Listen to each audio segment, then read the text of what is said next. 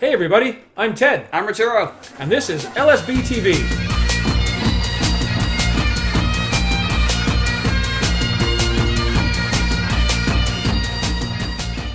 Today we're going to talk about the road trip, another road trip, and in between we're going to have some fun. Good luck. So, last weekend, it was a heck of a road trip. It was a 2-game stand against TSS Rovers over in Burnaby. I hate saying TSS. Yeah, but I mean, it's at least the first time, get the whole thing done in one go, then you can just call them Rovers the whole way through. Exactly. We've called them TSS Rovers. They shall henceforth be known as Rovers. Rovers. Good. Enough corporate shilling. That sounds good. So, Friday was an awesome game. Mm-hmm. Now, Friday, of course, was a 1-0 win. We actually won with a last-minute goal. Isn't that so nice that they actually, show up, go to somebody's pitch, bunker down for 80-odd minutes, and then have Shogoto do what Shogoto apparently does now, and that's nick late goals away from home. I like it. It works out well. Yeah, unfortunately, on Sunday, and now, he did it. Again, He did it. He nicked a late goal, except at that point, we were already down 2-1. I was 3-0, I think, by that point. It was 3, and we got the one back. Yeah, no. I'm going to go ahead and say this is all the Swangardians' fault. That was way too much smoke. Way too much smoke. Looked cool on the broadcast, of course, but, that's clearly where the blame lies here. Not at all a failure to adapt to the substitutions made by Rovers at halftime. There was clearly the fault of the smoke, not the substitutions. I gotta say that from the stands, there was one point at which you could not see the corner for the smoke. I mean, the ref was down there, and you couldn't actually see what was going on. Pyro, no party. No, yeah, it was great. And before, I gotta say though, the Swangardians on Friday especially, I have never seen such great tifo from such a small band of people. Yep. That was just amazing. It was wonderful to see, and it was a great pleasure to be down there. But what the hell happened in that second game? Yeah, see, that's where I'm kind of struggling to figure this out. If you think back to the game on Friday, It was an excellent defensive performance, which brings me to what I think is the biggest change. Yeah. Starting lineup, the Sunday game, I could swear I'm seeing things wrong. I'm not. Blair Sturrock as a defender. That's right. But here's the thing, though.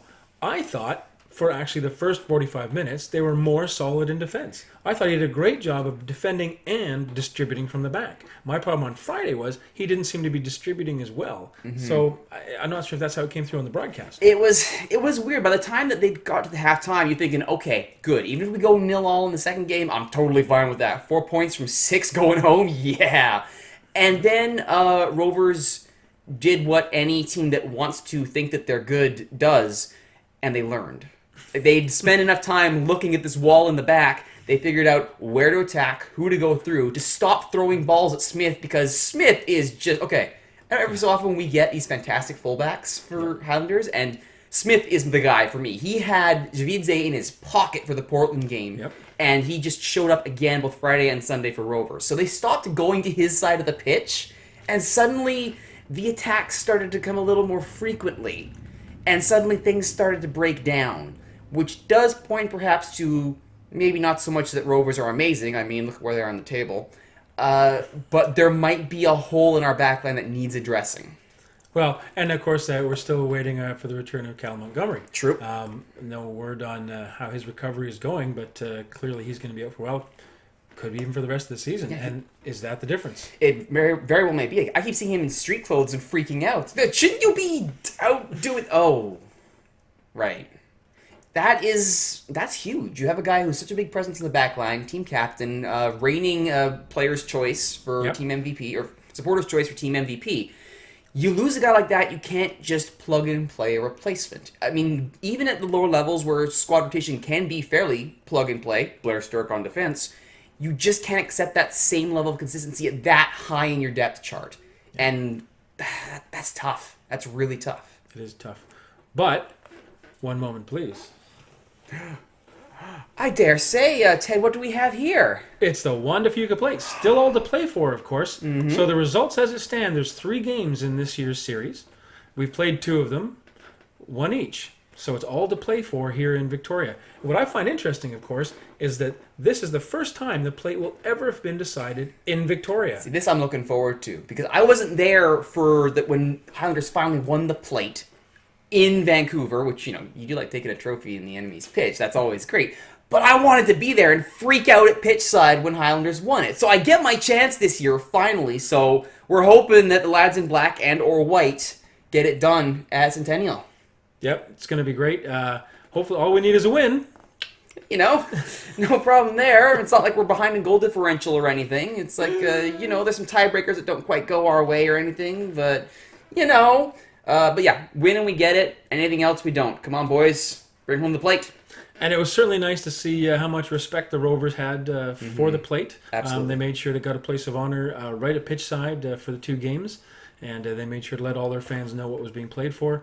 And oddly enough, I think there was a little bit of excitement from our lads too. Blair Sturrock's the only guy who was on the team that won it last time. And although he had some fun with it, I think it means a little something. It's the biggest thing in Canada.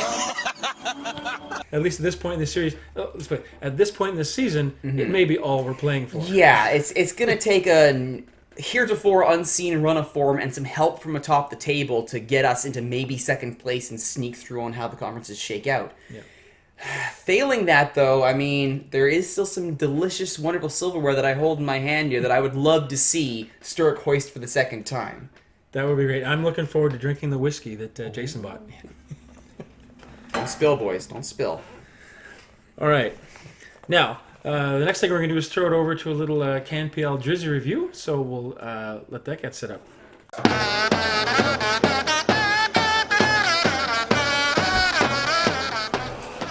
So, what are a couple of Canadian soccer fans to do but sit around and bullshit about a potential league and criticize the kits of teams that don't even exist yet? So we stumbled across this on Twitter. Nick Smith is the name of a graphic designer, and he theorized what might a CanPL look like. So we drafted up some teams, including the years they might enter, and some great and not so great kit designs. So Ted, let's play fashionista here and take a look at some of these kits and teams. Well, let's go! So the first one we have here, the Calgary Colts. In theory, they would be a founding member in 2018. They've got the lovely Colt here with the wild rose, and then the simplistic cowboy hat for the back of the jersey. So what we have is a beer label and a ripoff of Colorado. Okay, good start. The color scheme, red, black, and white, fits well with Calgary's tradition of picking red teams. You think Flames, Stampeders. Sure. This kit, of course, here looks like somebody's dipped themselves in a barrel of oil. Had a little accent. They had a white kit, and then it got dirty. It's also a little bit hyper-patriotic with the whole prairie. So we have the Halifax Kingfishers next, one of the other founding teams. I hate the name, but I love the teal color scheme. The color scheme's great, and what I love this citadel shape. I mean, having lived in Halifax, the Halifax Citadel to me is a landmark, and I think it's great. The Kingfisher, of course, definitely associated with the city. I think this has been a great job.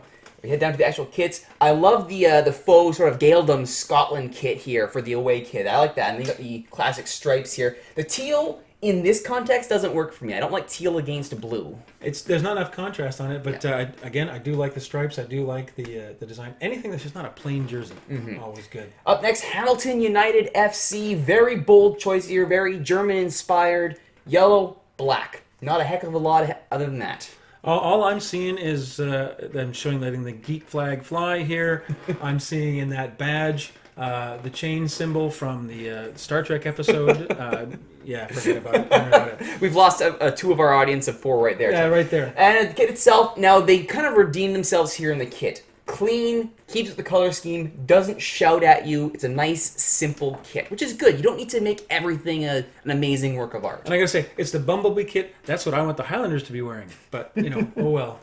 Skipping ahead to the Ottawa Fury FC, another 2018 founding member in this theoretical CanPL. That crest is fantastic. I love the minimalist look. You have the O, the F, and the FC, and then the Peace Tower in the same red and white. That is fantastic. Yeah, I prefer the Peace Tower, certainly, because that's the landmark that just kind of looks to me like a bicycle logo, some bicycle company. I like it. It's got, like I said, minimalist look to it, and the kit itself, it keeps it really simple. Again, keeping with the red lines idea of the Peace Tower and the OFC design. Red stripes, white and black, keeping with Ottawa's current Does that not just scream MLS to you, though? A little bit. Kind of like a DC kit right there. Right, yeah. But I mean, we'll deal. And then now, our home side, in theory, Royal Athletic Victoria, founding team, 2018. Yeah. First of all, okay, So I get it. You saw we would play at Royal Athletic Park, and Ted and I have talked in a previous episode how that might not be the best thing. I figured, well, that might be a cool name. Royal Athletic Victoria. No! No! No. No! It doesn't happen. But I will say this. This crest is friggin' brilliant because what they've done is they've taken the actual City of Victoria coat of arms and turned it into a little something different, and I think they've done a decent job with that. We've got the crown in there. I'm not entirely sure about the flower. For some reason, there are people back east who are obsessed with the idea that Victoria has dogwoods. Dogwood is the symbol of British BC. Columbia. Yeah, exactly. The province. This is more associated with that. This is not specifically associated with that. Yeah. I love the crown on top of it, though, and the cascading colors repurposed. Excellent. Then we get into the kits themselves. Ooh. Now, they picked Thrifties for the jersey sponsor, which is a good shout for an island sponsor. The shade of green and the Thrifties make this look like Thrifties' rec team. Like, this looks like they just got off a shift of bagging groceries and now they're on the pitch. I or don't Seattle like Sounders youth team. I'm not sure, yeah. Portland Rejects or something right there. Yeah. Now, the blue kits. I love the blue kit. Nice. Good, solid, slight two-tone to give it a little bit of depth. I like that. So, half of this kit design, really good. Half of this, no. Oh, Royal Athletic Victoria. What would you pick as a name other than Royal Athletic Victoria? Well, for me, I'd be going with Victoria United. Yeah, that's what I'd be going back to. History stretching back to 1904. Yeah, let's bring that back. I absolutely agree. Winnipeg Strike, another 2018 founding team. This almost screams like a 90s sports team name for me. We had like the Syracuse Crunch in junior hockey, like the Winnipeg Strike. No, come on. What is that even? Yeah, this seems so MLS to me, but at the same time, as a labor organizer, I got to say I like the shout out to the labor history, but that logo, come on, the little flame, that's kind of cool. Yeah, the crest is okay. Yeah, let's see how it looks on an actual kit. They chose red, a very light blue, and white. It looks uninspired. It looks like this doesn't give it a unique edge. This doesn't say Winnipeg. This doesn't give any definition to the team. No, the blue to me looks like it's a wrapping of a bread company. The loaf of bread. The red's a little better, I guess, but with that, it almost looks like a delivery man's uniform. Yes. Right? It's kind of like UPS, but recolored, right? So no. You can do better. We then get to the 2020 team, so this is the theoretical expansion of CanPL, so we've seen the teams that found it.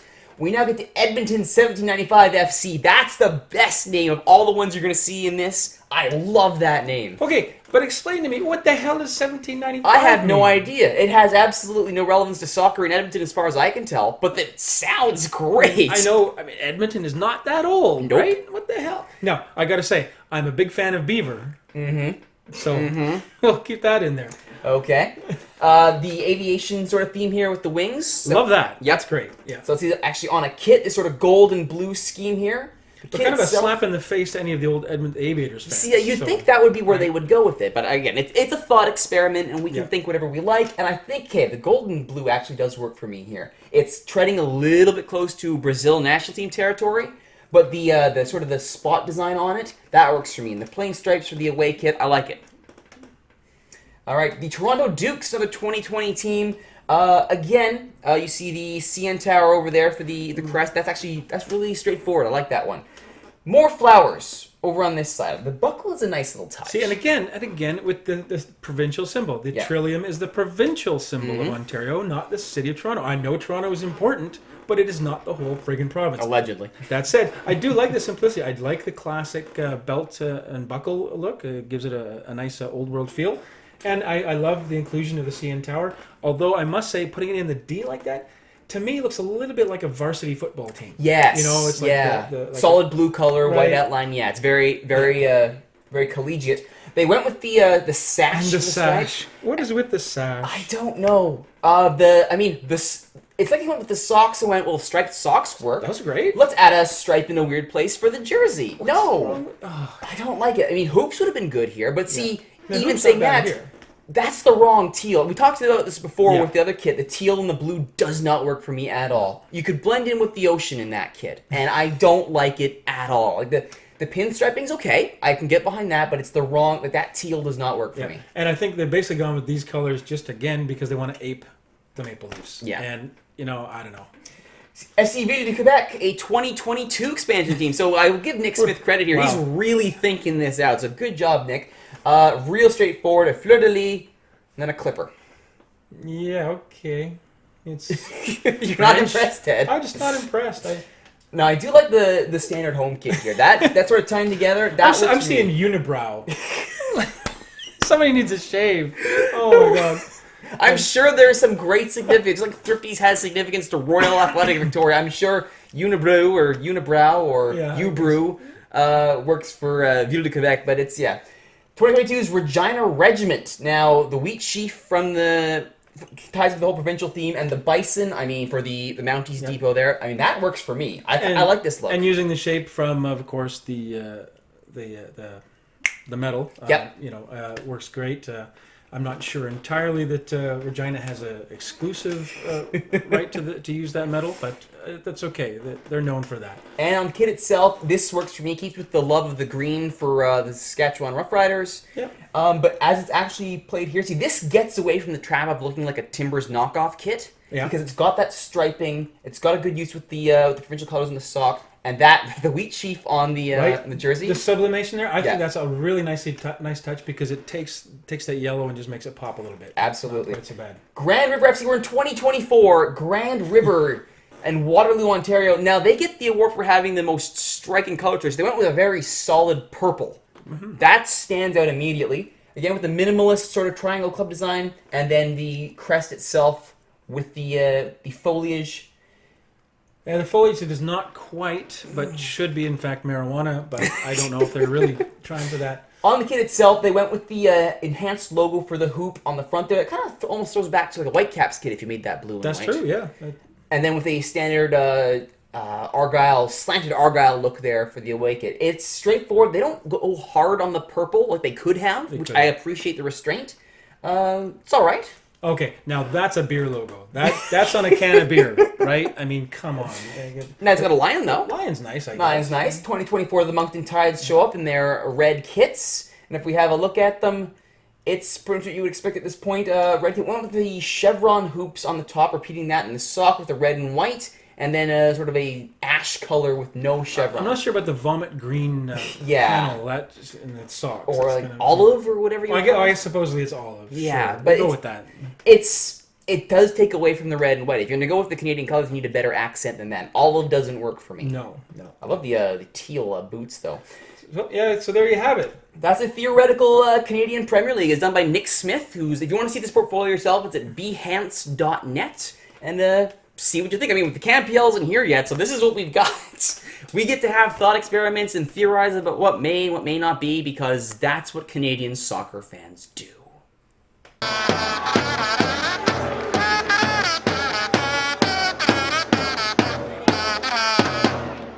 All right, so we're now on to current news, or slightly less older news by the time you watch this. We are literally minutes away from kickoff of a 3-game road trip. It's Thursday night. We're playing Lane United tonight. We're going to be then playing, Saturday Portland, and then Sunday Lane again. Yes. Thanks to PDL weird-ass scheduling. And, wow, I think you got to say that this is got to get some points out of this trip. Yeah, I'm not going to be thrilled if they come back with less than 3 points out of this. 3 draws is achievable. It doesn't get them into the playoffs by any means, but it's at least a respectable result. You go and get a scored draw on the road, I'm happy with that. I mean, the optimist in me would love to see 5 points, win in 2 draws. Maybe win the first game against Lane, draw Portland, draw Lane again. I would accept 3 draws, though. I don't want to see any more points dropped. I really don't. Great. So it's a 9-point weekend for us. That's the way it's going to be. And I really got to say that I know that this hasn't been a big factor yet for our team, but having these games broadcast, even if they're streamed online, has been fantastic. Absolutely. I mean, thank you to the PDL for making sure that happens for all the teams who are doing this. It gives everybody a chance to actually see what's going on. I think it makes it much easier to follow the team. Absolutely, and it gives people like me a chance to, actually call a soccer game, which I will take any further opportunities you give me, Highlanders and PDL. Thank you very much. So I think, any other thoughts, though, about where we are in the season? I've got to say, from where we were in our first episode to where we are now, The trajectory has not been where I wanted it to go, but I'm hopeful and optimistic by the time we get to the plate match against Rovers. All the kinks will have been worked out. Iski Van Doorn will have been fully integrated into the team. They will figure out what to do to get Andy Afosu working again. Oh, yeah, that would be nice. And when it comes to players, I got to say right now, for my money, I don't know why I'm thinking ahead to this for player of the season. Yeah, why not? But for me, it's a competition between Sho Goto, who has been poaching some nice goals, making some nice moves, or our solid back line again of Simon Norgrove, our new young keeper. I think he's been solid. You know, we've had some goals scored against, but most of them he couldn't do anything about. No, I would say those are two good shouts for MVP. Yeah, so there we go. So I guess in the meantime, we'll say goodbye. We'll see you next time on LSBTV. And we'll be coming down the road.